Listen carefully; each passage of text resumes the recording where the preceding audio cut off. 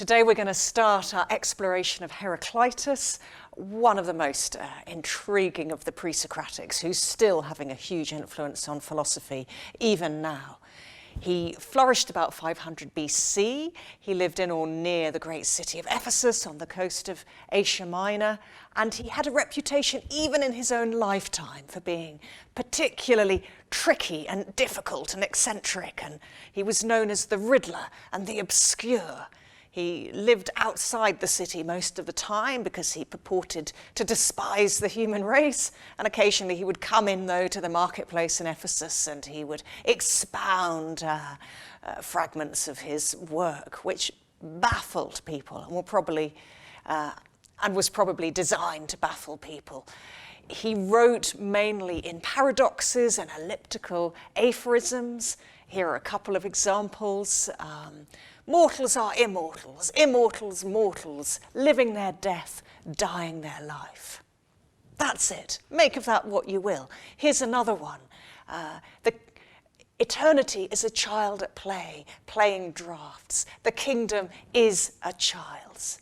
Absolutely beautiful and rather reminiscent of a passage in one of the Gospels. But again, he just sort of tosses these things out, lets people make of them what they will. So where do we start? Well, we do know the very first aphorism in his book. We do know how his book began. We don't know the order of the rest of the paradoxes, but we do know this opening quote. And it goes as follows, and I'll explain the key word logos in a moment. It is, of the logos which is thus always uncomprehending are humans, both before they have heard it and when they first hear it. Now, what an extraordinary way to start your work. How do we interpret this? Let's start with this word logos, of the logos which is thus always uncomprehending are humans. Now, logos in the Greek English lexicon goes on for pages. It can mean the divine ordering principle of the cosmos, as we would say, logos with a capital L, though at this stage of Greek culture, all writing was in capital letters, so we don't get a clue. It can mean human reason. It can mean the products of human reason, such as a book or an argument. It can mean all these different things.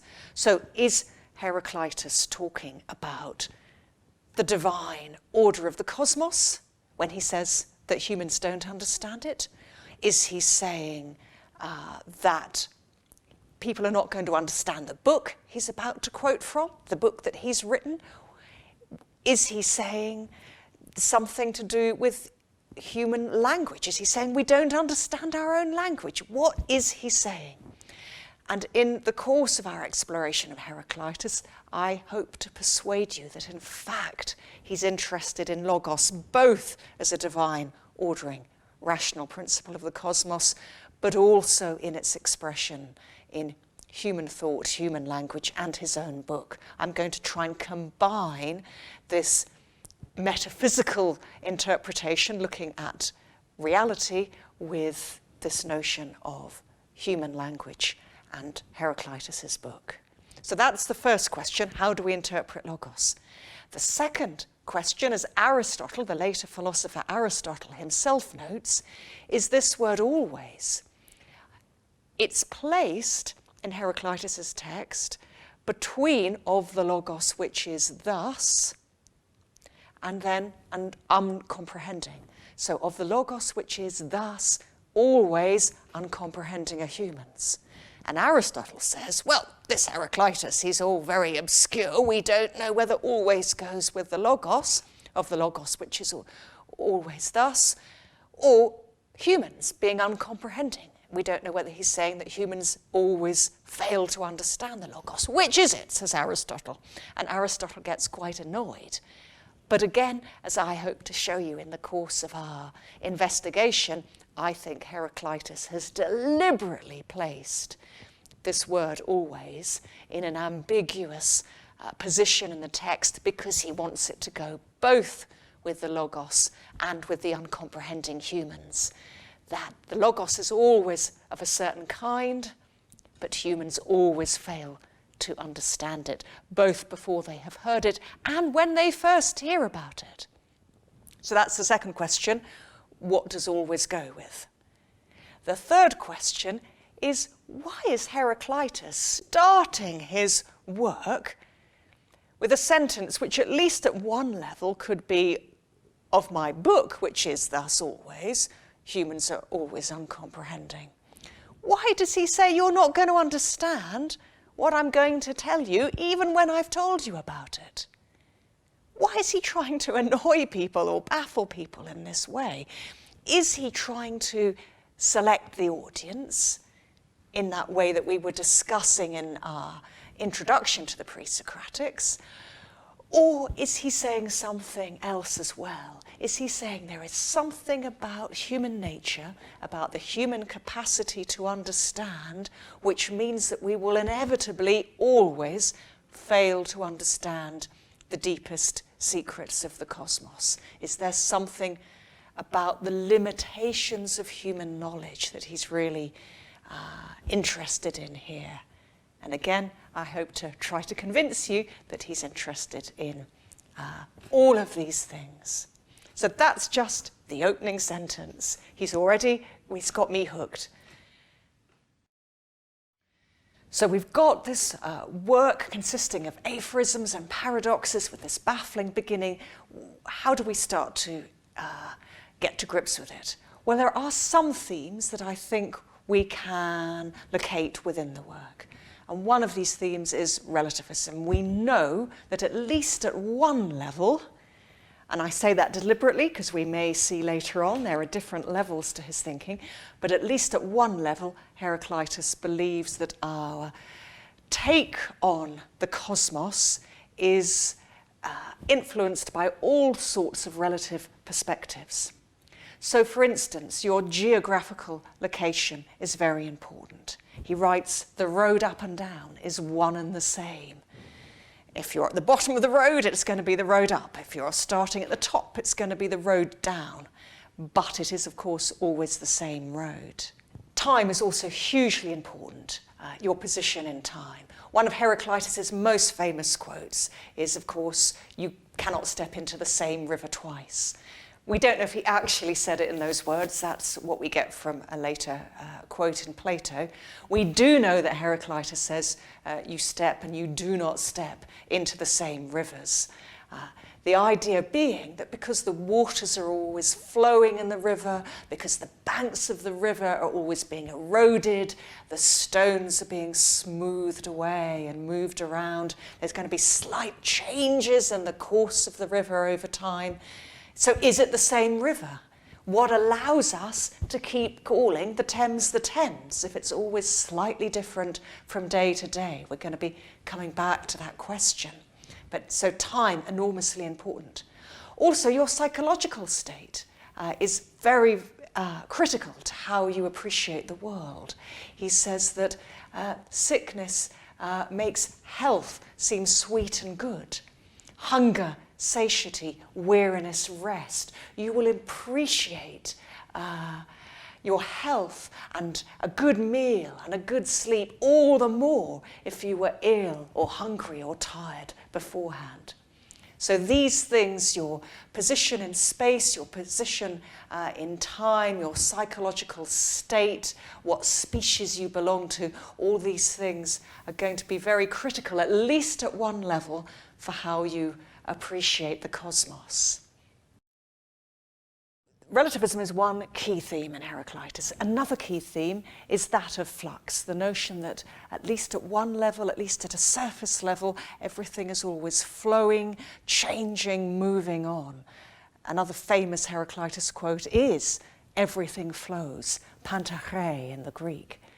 Now, as the river paradox has already indicated, if you think that everything is flowing, then a relativist perspective on the world is going to stem naturally from that. Because if everything's always moving on, everything's always changing, your perspective on the cosmos will always be slightly different. So we can see how the themes of relativism and the themes of flux connect up very closely. But flux poses a lot of problems. Firstly, what kind of flux does Heraclitus have in mind? Does he mean that everything is changing all the time? And if so, at what rate? Does he mean that everything is simply changing intermittently with periods of sort of stability in between? Or does he simply mean that everything is subject to change? Again, we're not told. We have to interpret that for ourselves. So that's one big question about flux. And our answer to that question will affect how we answer the next question, which is, what's the relation between this theory of flux and what we would call the issue of personal identity and how identities are created and destroyed? And it's a really interesting question, because at one level, Heraclitus thinks that flux, that movement, creates identity. So that if the river wasn't moving, wasn't flowing, it wouldn't be a river. It would be a sort of immensely long lake with access to the sea at one end, I suppose. He has another paradox about a barley drink, and this is a drink that usually has barley in it, of course, but also usually eggs. And to stop it from curdling, the cook had to keep stirring it on the stove, on the fire. And again, this notion that the drink is only created through constant movement. If you stop the movement, it will separate into its different parts. So, in a sense, flux, change, movement create identity. But also, we can say, well, yes, but beyond a certain level, change is also going to destroy identity. There's going to be so much change that we're going to worry about whether you can still call it the same river. If, say, there was an enormous earthquake and the course of the river was really massively altered, or it was split up into separate tributaries, or bits of it were dammed up, would it still be the same river? Could you still call it by the same name? It's a real question. And we know that Heraclitus is interested in this question because he says, we step and we do not step into the same rivers. And actually, that quote goes on to say, we are and we are not. And I think he is showing us that he realizes that flux both creates but also destroys identity. And this is a question that has real ethical implications for our own lives, because people change over time. And you may make a promise to somebody, say at your wedding, to a particular person who you know and who knows you. Does that promise still have a hold over you years later if the person you made the promise to has been hugely altered, say by some tragic degenerative illness such as Alzheimer's, or through an accident? Or are you still obliged to keep your promise of loving and cherishing until death somebody who no longer recognizes you, and maybe has been in a coma for 10 years? So there are real ethical implications to this question of what is the relationship between identity and change. All of us change all the time, every day. Little bits of us are rubbed off. We acquire new beliefs, we forget some old beliefs. In what sense, if any, are we the same person? What kind of obligation do our friends and relatives still have to us? So it's not just a fascinating metaphysical question, it's a really important ethical question as well. both these themes of relativism and flux are fantastically embodied in another of Heraclitus's central ideas, which is the idea of fire, the importance of fire. So there are all sorts of quotes in which fire plays a central role. The cosmos always was and is and shall be an ever-living fire, kindling in measures and going out in measures, he writes. And also, all things are in exchange for fire, and fire for all things, as gold is for goods, and goods for gold. And the thunderbolt steers all things. Now, what does he mean by fire here? Is he referring to it as a kind of material entity? Does he think that fire is literally the basic stuff of the cosmos?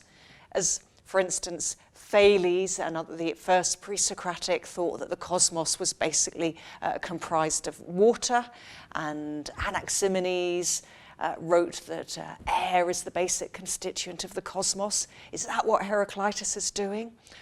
Or is fire supposed to be a kind of metaphor for all sorts of other ideas in his thought? Or both. It could be both.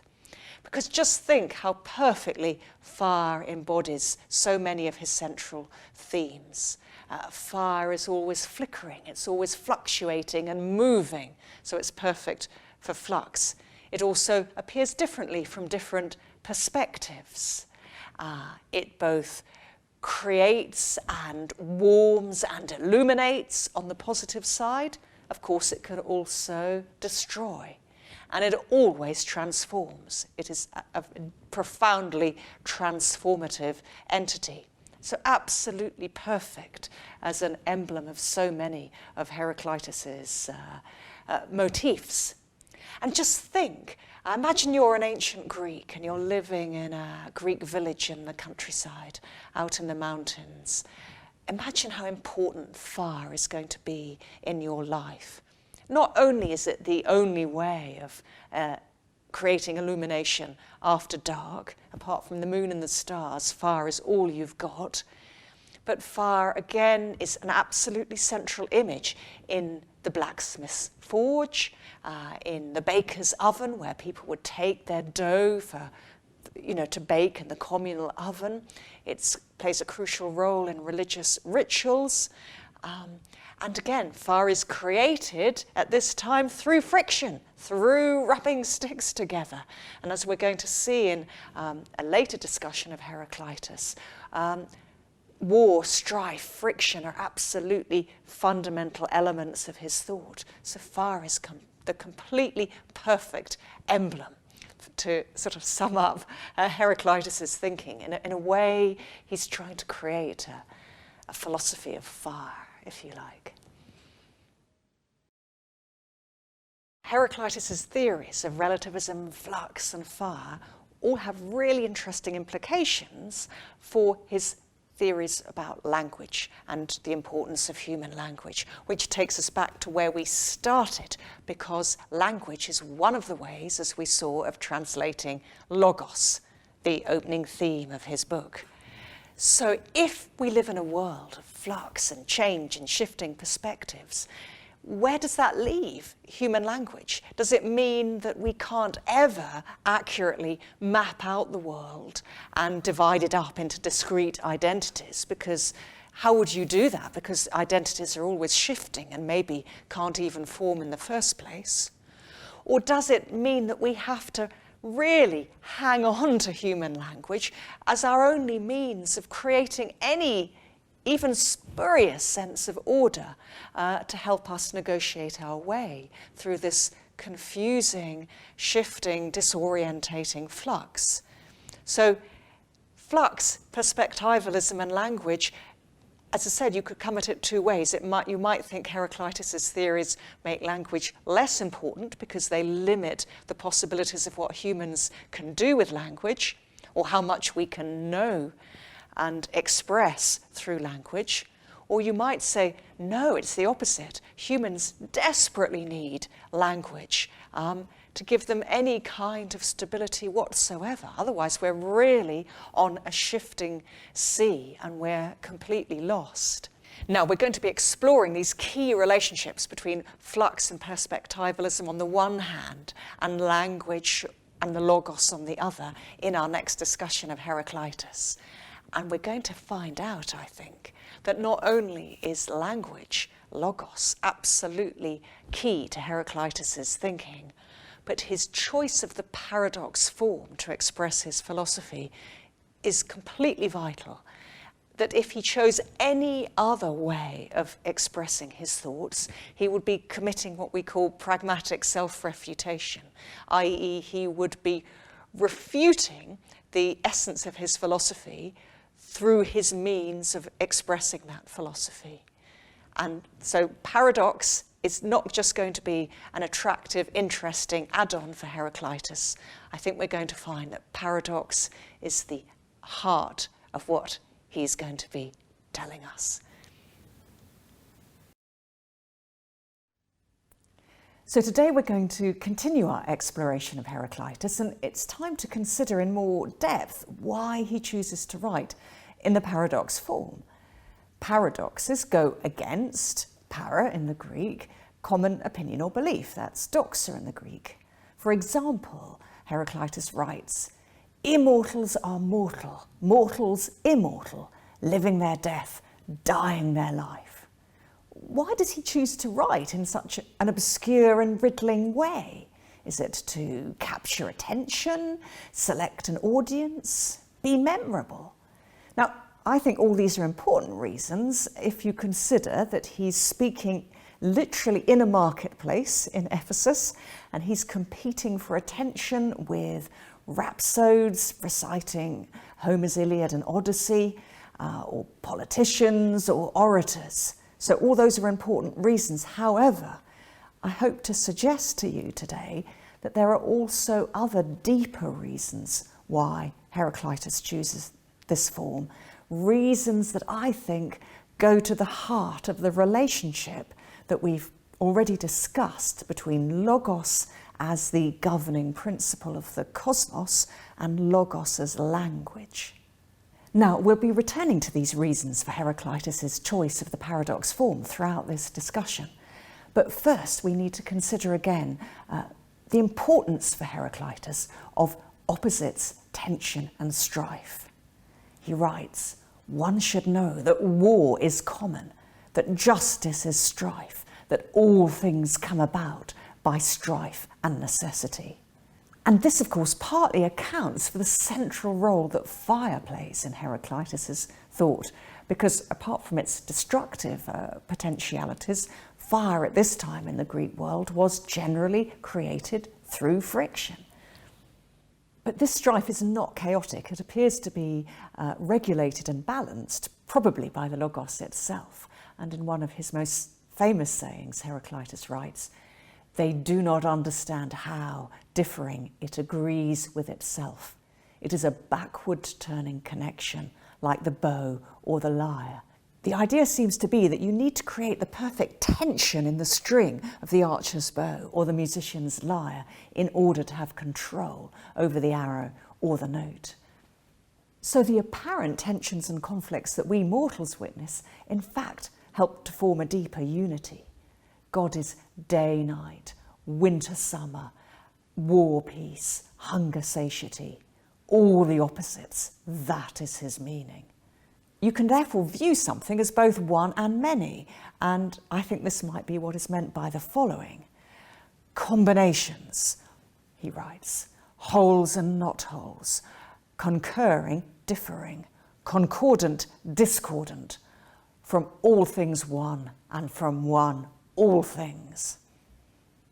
But this deeper unity is difficult for mortals to perceive. Witness another aphorism, nature loves to hide itself. Now, I'm wondering whether these points have relevance for Heraclitus's choice of the paradox form, in which opposite adjectives are combined within the single unit of the sentence. For example, the road up and down is one and the same. In other words, the paradox form, in some sense, mirrors the structure of the logos. The paradox form may also suggest the inevitable limits of the mortal perspective. We can never obtain the complete God's eye view. So Heraclitus also writes, "To men some things are just and others unjust, but to God all things are good and just." If Heraclitus wrote in plain prose, he might appear to be claiming an objective knowledge that, as a mortal, he can never have. So he needs to find a way of writing down his ideas which do not lay him open to the charge of pragmatic self-refutation. Perhaps human language can only ever be paradoxical and metaphorical. Perhaps mortal limitations are the reason why we do not understand the Logos even after first hearing it, as the opening fragment may suggest. Perhaps, as mortals, we can never fully understand the Logos. This may explain Aristotle's later complaint that Heraclitus flouts the law of non-contradiction. But it may be that Heraclitus is not actually denying that the law exists, at least at one level, but is saying, can humans ever be confident of applying it in practice? But even so, maybe we can still make some progress, because maybe the reason of individual humans is our spark of the divine fire, making us microcosms of the macrocosm. Now, if that's so, then the more we improve and hone our rational powers, then the greater our chance will be of seeing more of the complete divine picture. Never all of it, because we're humans, but more of it. We can make progress. Maybe this explains why Heraclitus says that we should search inside ourselves, because we contain part of the divine Logos within us in the form of our reason. And perhaps this is another reason why Heraclitus chooses the paradox form, because it forces us to puzzle things out actively for ourselves and in the process improve our powers of Logos. That's Logos both as reason and also as its manifestation in language. So here again we can see language playing a crucial role for Heraclitus. It is one of the manifestations of the divine cosmic Logos.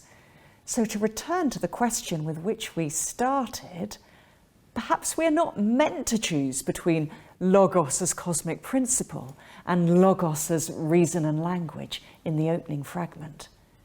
I think that Heraclitus wants us to carry both meanings in our minds. An interesting question arises here in respect of how Heraclitus views himself. Does he see himself as mortal or divine? Or, as I think, as a mortal who nevertheless has a much fuller understanding than most and can therefore act as a guide to the rest of us. The possibility of improving our understanding also has profound ethical implications. It's vital that we continually search and remain open. As Heraclitus says, unless one hopes for the unhoped for, one will not find it. One of the reasons I personally love Heraclitus is that he makes life infinitely more exciting as well as more complex. As he says, the sun is new every day.